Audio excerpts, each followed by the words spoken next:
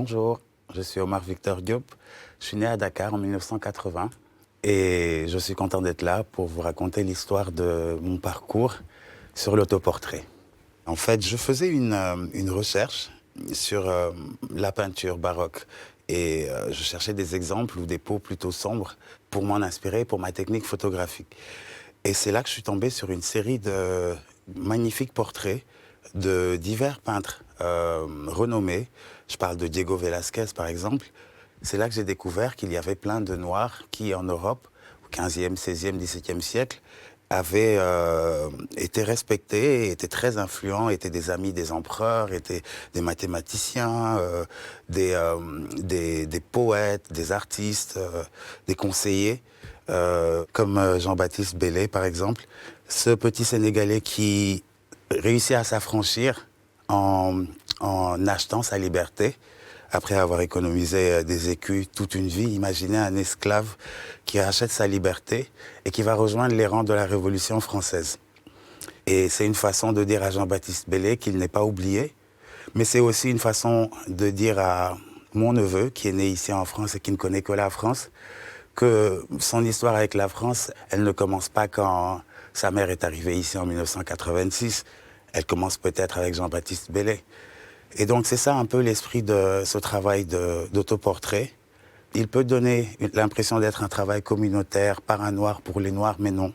L'idée, c'est d'utiliser l'art pour souligner justement ces liens qui sont entre nous et dont on devrait se servir pour se rapprocher les uns des autres.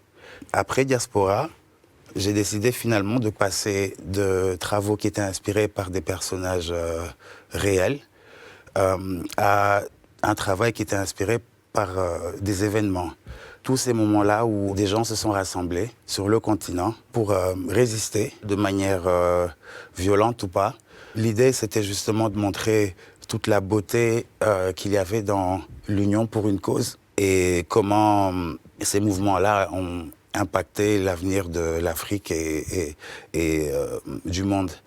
Je voulais me rappeler que je suis eux, et que ce qu'ils ont entamé comme lutte est à continuer.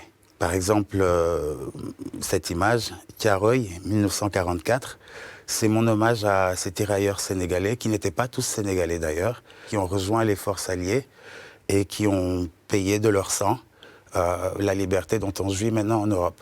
De ceux qui ont survécu, beaucoup ont été ramenés à Dakar. C'est des gens qui ont réclamé leurs soldes et leurs économies. C'est ce qui leur a valu d'être exterminés à un crépuscule, quelque part dans la banlieue de Dakar. Et c'est une mémoire qu'il faut célébrer et dont il faut se rappeler parce qu'on ne peut pas gommer les passages sombres d'une histoire et ne se rappeler que des passages glorieux parce que c'est comme ça qu'on se retrouve avec un avenir qui n'est juste pas réalisable.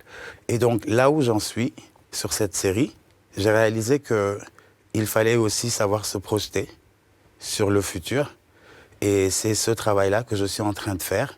Et j'ai le plaisir de vous emmener la première œuvre de la nouvelle série d'Allégorie. La série s'appelle Allegoria. Et en fait, c'est une projection sur un futur qui ressemble étrangement au passé, qui a l'air idyllique, mais quand on regarde dans le détail, il y a quand même beaucoup d'éléments qui sont factices, qui sortent d'illustrations, d'histoires naturelles.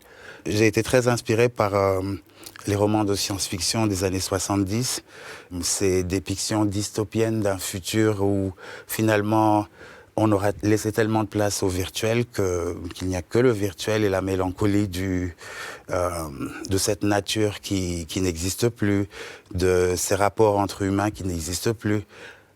C'est bientôt. Et en fait, j'essaie de me projeter dans cet avenir qui n'est pas très loin. Je n'essaie pas de lutter contre cette évolution, mais je veux juste qu'en tant qu'être humain, on garde le volant. Donc voilà, c'est sur ça que je travaille. J'espère que ça vous a donné envie d'en voir plus, parce que je compte en faire un peu plus. Merci.